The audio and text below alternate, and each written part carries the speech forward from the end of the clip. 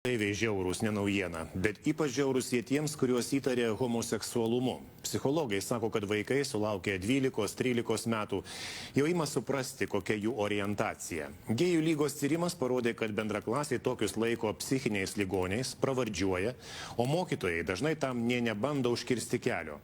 Negana to, kai kurie net prisideda panašiais pamokymais apie gėjus, kokie nuskambėjo per visą Lietuvą iš Telšių.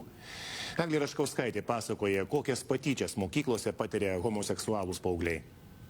Dažniausiai tokie žmonės pavadinami turintys psichinių sutrikimų. Kadangi gyvenu mažame miestelėje, kuriame beveik visi čia gyvenantys žmonės yra homofobai, tarp jų ir mano tėvai, yra labai sunku galvoti, kad esi normalus. Homoseksualai nėra išsigimėliai ir keistuoliai išsišokėliai, nes internete, ypač Facebook'e, labai dažnai išryškėja toks požiūris. Būdavau pasmerkiama, kad mokykla ne vieta kalbėti šiomis temomis, arba sulaukdavau replikų. Nesmagu, kad etikos pamokose, kur turėtų vykti diskusija, dažniausiai mokytoja tiesiog kiša savo neigiamą nuomonę apie gėjus. Tokius atsakymus iš moksleivių gavo Gėjų lyga. Jis surengė anoniminę apklausą, kaip homoseksualūs jaunuoliai nuo 14 metų jaučiasi mokykloje. Dažniausiai žmonės suvokia, kad yra netradicinės seksualinės orientacijos dar paauglystėje. Bet mokykloje bijo patyčių, todėl savo orientaciją slepia.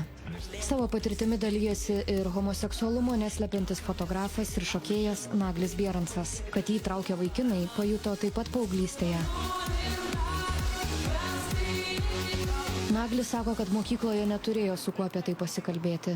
Rinkausi bernų kompanijas labiau, kad nebūtų tarp merginų, kad čia nepradėtų įtarinėti, kodėl aš čia su panelėm vaikštau. 29 vaikinas nusprendė viešai pasisakyti, kad yra gėjus. Sako, norėjo, kad ir giminės baigtų klausinėti: Nagli, kur tavo mergina? Nustojo bijoti apie save pasisakyti tik baigęs mokyklą. Mokykloje mes mėgdavom tiesiog vieni iš kitų galbūt pasityčiot, nebūtinai homoseksualumo tema. Ir tiesiog aš supratau, kad būtent pasisakyti tuo klausimu nereikėtų, nes tikrai būsi užgauliojamas. Naglio bendraklasėje apie jo orientaciją neįtarė.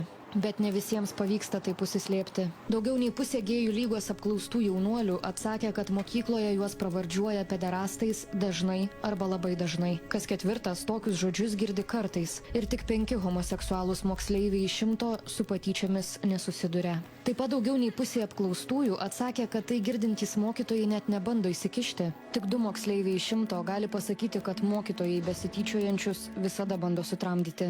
Ir buvo tarp kitko dar vienas įdomus klausimas, ar yra kur nors pas jūs mokytojas, kuris atsiskleidė?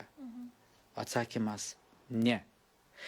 Galite įsivaizduoti šalis, kurioje nėra nė vieno atsiskleidusio mokytojo.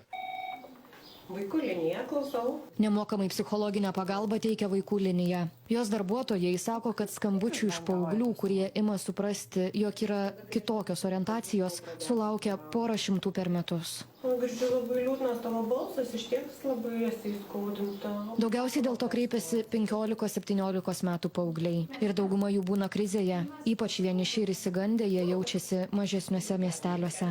Taip, dalis jų iš tiesų jie dalinasi ir noru nusižudyti, dalis jų dalinasi mintimis, kad jie save žaloja arba pabandė yra save žaloti. Tiesiog, kad to emocinio skausmo susideda labai daug. Gėjų lygos vadovas Vladimiras Simonko įsitikinęs, kad Telšių mokyklos atvejis, kai tikybos mokytoja moksleiviams aiškino, jog gėjai suvalgo savo aukų kūno dalis, nėra vienetinis. Simonko sako, kad gauna konspektų iš mokyklų su panašiais mokytojų pamokymais. Ten kanibalų nebuvo, bet buvo tai, kad aišku, gėlės bitės negali daugintis, kad jie labai nepastovus, kad jie gauna pinigus iš vakarų, tai yra nuodėmė. Gėjų lyga teigia, kad tokį tyrimą atliko siekdama parodyti, jog reikia keisti mokyklų požiūrį, rengti mokymus patiems mokytojams.